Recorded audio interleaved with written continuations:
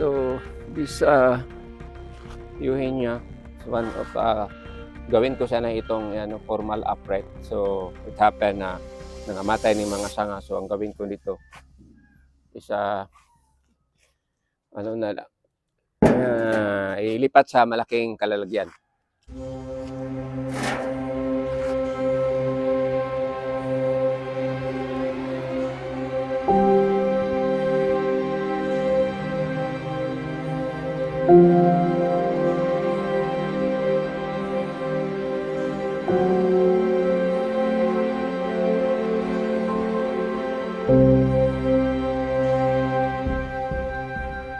So ito naman Eugenia ko, dalawa itong Eugenia ko na ano. So itong kukunin ko ito kasi malapit na December, gawin ko itong Christmas tree, pero i-trim ko sana by the time na mag 25 na, salingsing na po niya. So lagyan ko ng Christmas light.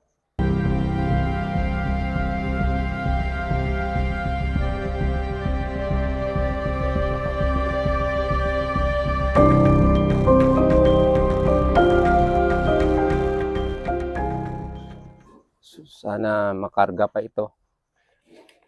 So ito naman ang acacia ko. Dahil nabalian siya ng sanga dito, so yung direksyon ng sanga dito lahat. So gawin ko dito, ipaiksihin ko na lang, then ito na ang itsura niya, parang part of collection na lang, hindi mapurma ng maayos.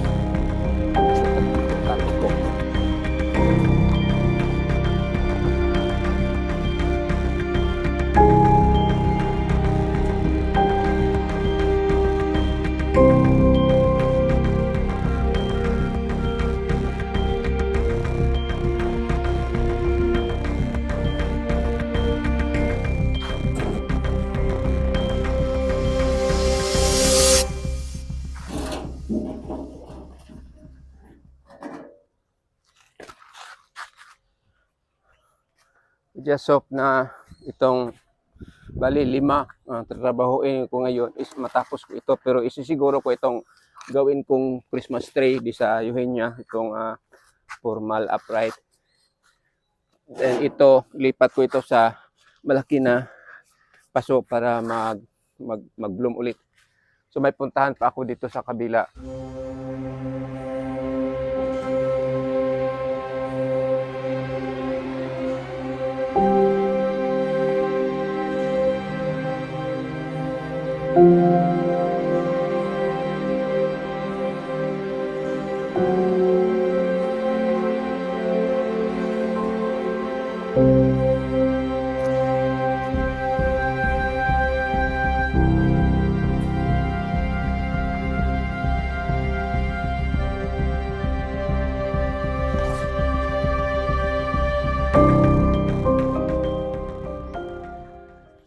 So ito namang ficus na ito, may nakita kasi ako sa YouTube. Ang gawin ko nito is babaguhin ko itong forma, kaya kinuha ko siya doon. Then yan, if may time pa ako, babaguhin ko yung form na, gugupitin ko back to I think almost 0. Then ngayon, punta muna ako for the last one.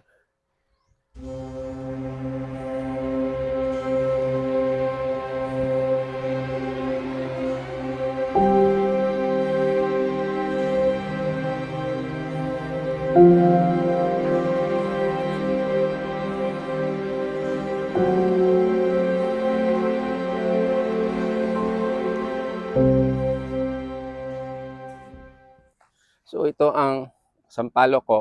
Ang gawin ko nito is iripat bukat kasi ano na siya, nagyelo na ning dahon. So this is one of my old sampalok pero gamay ra ang punuan pa.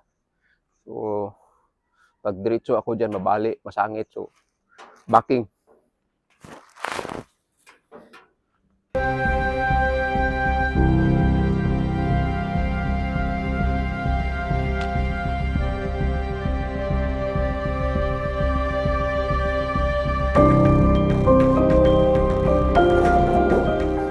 So patong ko ito sa lamisa para makita itong itsura na aking sampalok.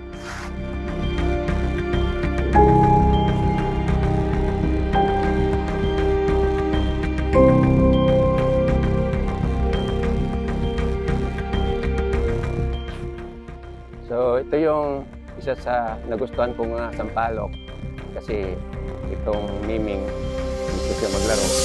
Ayan, so this sa akin lang no, it's nice. Kaya lang is a jutera siyang dahon. So need to repat and defoliate this one. This is my sampalok here. So hindi masyadong malaki yung punuan niya pero old na siya.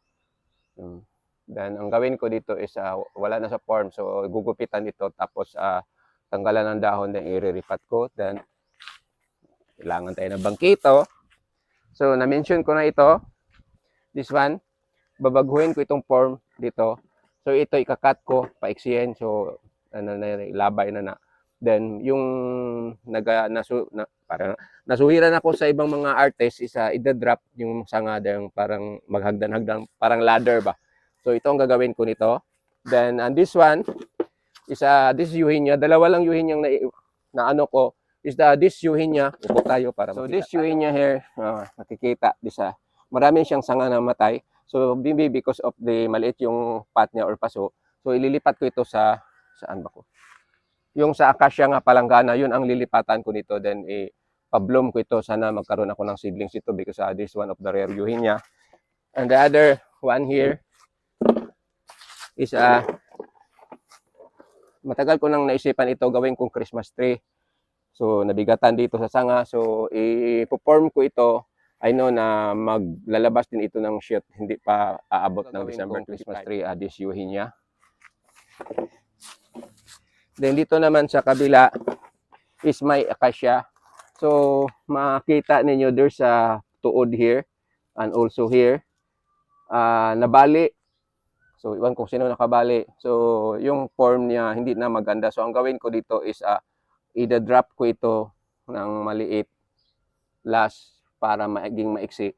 Tapos ilipat ko siya sa maliit na paso. So, sa makakaya ko lang na gawin ko, yun ang maipakita ko sa inyo. Pero pag hindi, maybe hindi na ma-i-videohan, hindi ko na ma-share kung anong ginagawa ko sa aking mga bonsai materials dito sa aming bahay.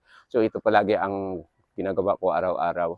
So walang katapusan. Then, very happy to say to, pasalamat din ako sa inyo na iba na namang sulat galing sa goggles with as my pin, pero just imagine it is take long of about 1 year bago dumating. So I'm happy na may pin ako. So sana is magkaroon ako ng revenue.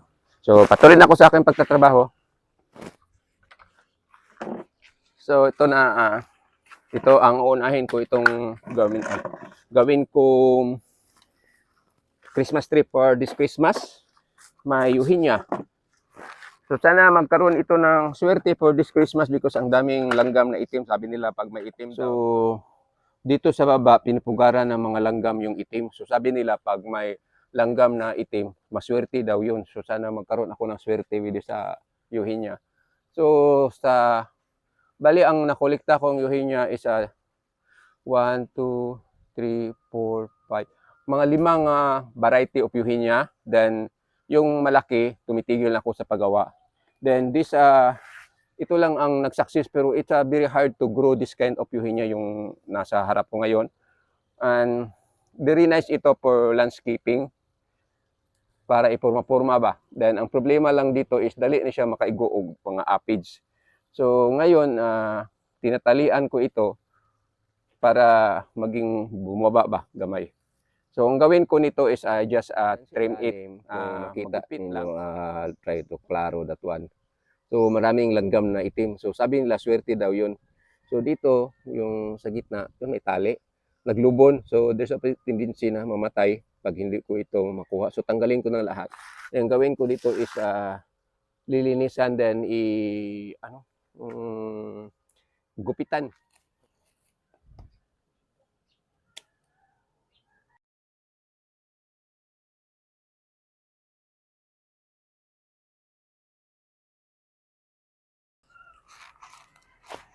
Diba itong banda, putulin ko dito.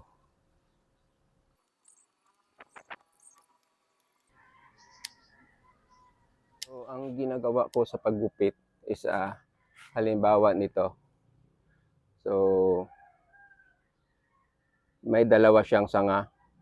If ever gupitan ko ito dito, masyadong mahaba. So, last na yung doon lumalabas yung shoot sa area dito, dito lumalabas yung shoot. So, dito ko puputulin. But hindi ko iuntop, lagyan ko ng gap kasi mamamatay pa yung age dyan. Then there's a tendency kung iuntop na ako, patay siya, hindi siya magsalingsing dyan. So, dalawa ito. So, ang mangyari dyan is pagputulin ko ito, magsalingsing na, either lalabas dalawang shoot dyan, maging ano na siya, apat. So, bali isa, naging tatlo, tapos maging apat na ito. So, dito naman is wala siyang sanga. So, isa lang. So, ang gawin ko dito is ikakat ko ito dito sa baba na masyado na maba. Anyway, mag times 2 siya, so hanggang pataas. So, ikakat ko dito sa baba, this area here. Yan. So, yan ang mag-start ako. So, iikutin ko itong lahat sa paggupit na yun ang hahanapin ko para kumapal itong mga dahon. Tapos, by December, kasi November na ngayon, by December, mayroon na akong maliit na Christmas tree na totoo talagang puno ng kahoy o puno ng halaman pala. So, ito na, natapos ko na itong gugupitan itong aking gawing Christmas tree for this Christmas. Maliit na yuhin niya, nawala akong kutsara. So, lagyan ko ito ng abono, then doon ko ilagay ito doon sa area na init para pag by end of November, siguro maglalabas na ng shoot niya. So, by first week of September, malagyan ko na ito ng Christmas light. So, mayroon ako na Christmas tree na totoong puno talaga or halaman talaga. So, ito ang itsura na niya. Then, ang isusunod ko is itong aking akasya. So, ibaba muna ito sa tabi para ilipat ito sa doon sa may init na area.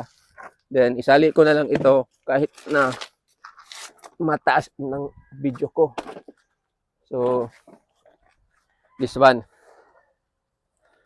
So, maganda na sana yung spread out ito, itong sanga na ito, sa sinabi ko na kanina.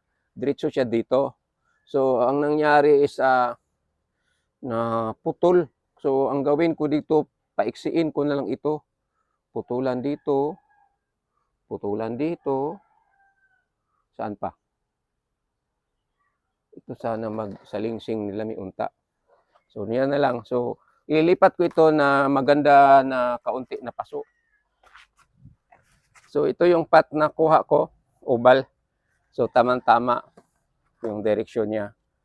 So, after maitanim ko na ito, ipopokus ko.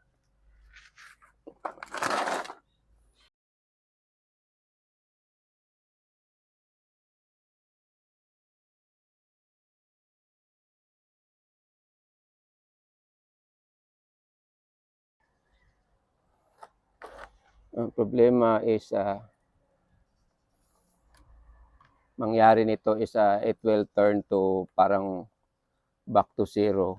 Kasi puputulin ko itong sa ilalim, tapos maiwanan na siya kaunti na ugat. Kasi pag sobrang elevate siya, try na lang natin.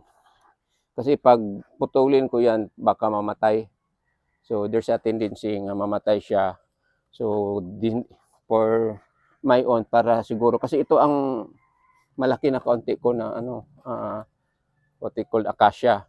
So kung putulin ko sa ilalim yung may root ball, is there's a tendency mamatay siya.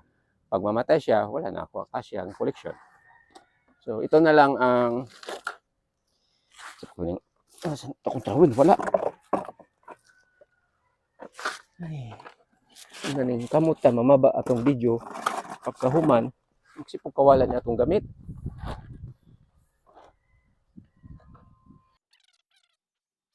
So natapos ko na itanim itong aking acacia, one of my collection na yun ang naisipan kong tatrabahuin at saka yung iwi niya. So ang hirap nito i-wire kasi dali kay mabali kahit hindi mo siya dinigan for how many days, kung brittle good siya og sanga. So I don't know sa iba kung anong ginagawa nila. So ang gawin ko dito is para maganda-ganda ng kaunti, i-drop ko na lang using the hila, talian na lang, then ikakat ko ito. So like this one here, it's brittle kasi siya. So hihilain ko yan pababa hanggang saan siya last na mahila ko pa. Yan. So this situation na lang, puro na lang hila ng hila. Then ito yung isang trunk, ihila ko rin pababa. So ang nangyari ito is puro banting. Kasi umakyat pa man siya. So i-try ko i-bend na gamitan ko ng aluminum wire.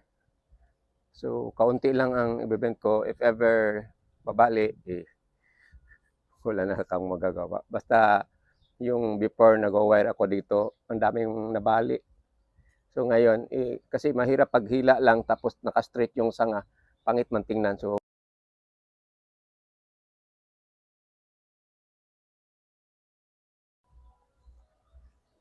ito namang portion, hilain ko siya pag ganyan dito. So this part here, kung madala pa siya, ibebend pababa pero hindi na. So may maraming mga sanga na mamatay. So just hope na pag sobrang taas ang video ko nito, is tendency nga i-fast forward ko or ikakat ko kasi mataas na kaya akong video magawa. So yan. So parang na-spread na siya ng kaunti. Ito na lang portion na sanga na ito. Then ito, sobrang haba. I think I will going to cut it here. So putulin ko siya dito. Anyway, may dalawa namang sanga. So kasi masyado rang layo ra kayo. Anyway, mutubo man na. So ikakat ko dito. Yan. Then dito sa taas,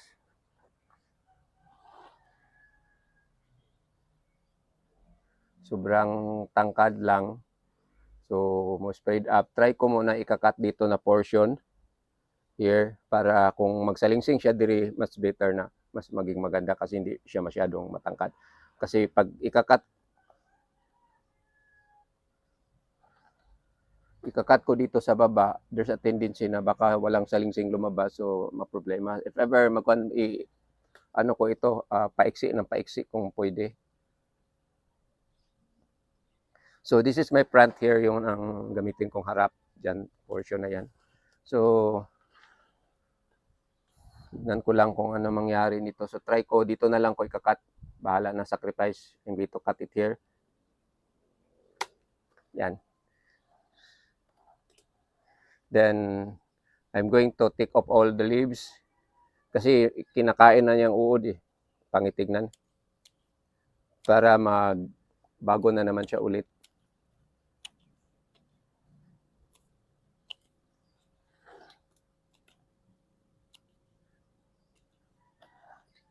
So, that's it.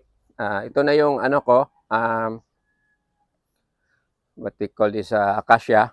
local acacia, pero ito ang Amerikano daw nagdala dito sa Pilipinas itong klase ng acacia. So ito na ang acacia ko na dinilipat ko na sa magagandang pot na kaunti. So hopefully pag magtubo ito, maging maganda na ito yung ginagawa ko niya.